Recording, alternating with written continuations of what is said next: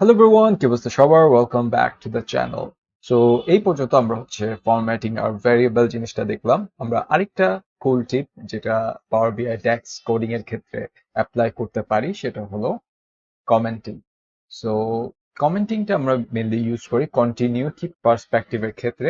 আর continuity perspective বলতে আমি যেটা বুঝাই সেটা হলো আমরা সাপোজ কোড করতেছি আর আমরা অনেকগুলো মেজর ক্রিয়েট করার ক্ষেত্রে আমরা অনেকগুলো কোড করে থাকি।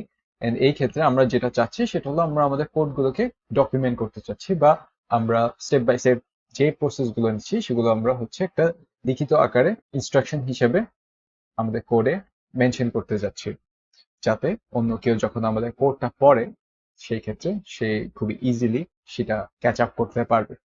সো পাওয়ার বিআই ড্যাক্সে আমরা যখন যে কোনো কমেন্ট লিখতে যাব সেই ক্ষেত্রে আমরা just double slash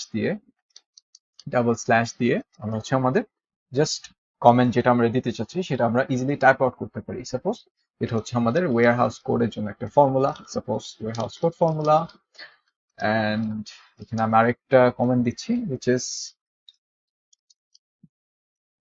variable for minimum customer, suppose, and এখানে সাপোজ আমি আরেকটা দিলাম চ্যানেল ফিল্টার। সো এইভাবে আমরা আমাদের কমেন্ট গুলো লিখতে পারি পাওয়ার বিআই ড্যাক্স করে। অ্যান্ড এই জিনিসটা আমাদের যা হেল্প করে সেটা হলো আমরা যখন আমাদের কোডটাকে বুঝতে একটু ট্রাভেল হবে বা অন্য কেউ আমাদের যখন কোডটা পড়বে সে ইজিলি আমাদের কমেন্ট গুলো পড়ে কিন্তু step by step pick up করতে পারে। So this was a very short video, but I think it's a helpful one because আমরা ওকেশনালি আমাদের কোডে কমেন্টস লিখে জাস্ট আমাদের জিনিসটা ডকুমেন্ট করতে পারি। সো আশা করি ভিডিওটি হেল্পফুল ছিল। আজকের জন্য এইটুকুই। Thank you.